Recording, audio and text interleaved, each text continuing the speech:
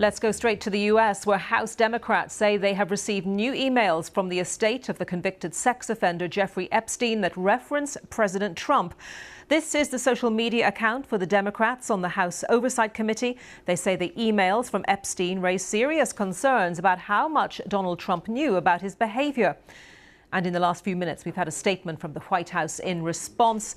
Press Secretary Caroline Leavitt says the Democrats selectively leaked emails to the liberal media to create a fake narrative to smear President Trump. Mr. Trump has consistently denied any wrongdoing in relation to Epstein.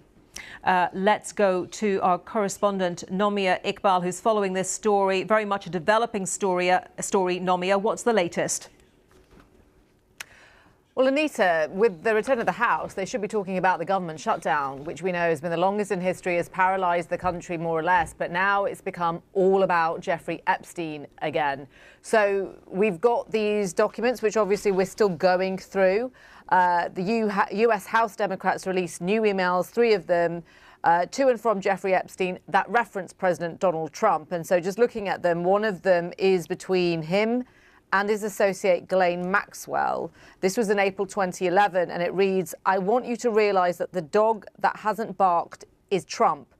And then the name of who the Democrats say was a victim, spent hours at my house with him. Then there are other emails between Epstein and Michael Wolff. He is an author who's written quite a few books about President Trump, and it is in response to a question about Donald Trump. Let me quote you what Wolff has said in that email. "If he says he hasn't been on the plane or to the House, then that gives you a valuable PR and political currency."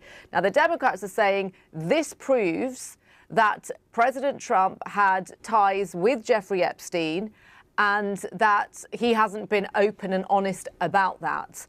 The White House, as you read there, that statement from Caroline Leavitt, she has said that this is a fake narrative.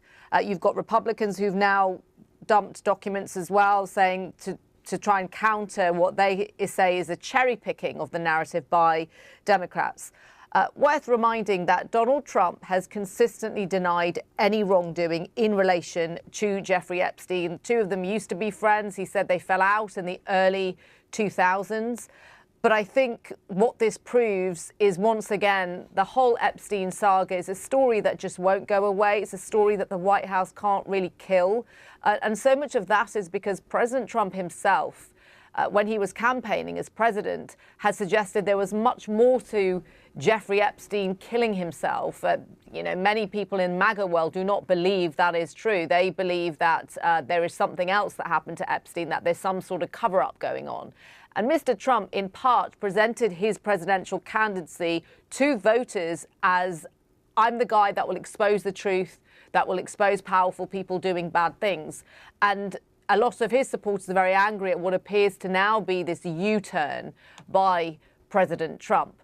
But as I say, we are still going through those documents at the moment. But just to repeat, the White House has said that the release of these email exchanges creates, in their words, a fake narrative, and Donald Trump has consistently denied any wrongdoing in relation to Jeffrey Epstein.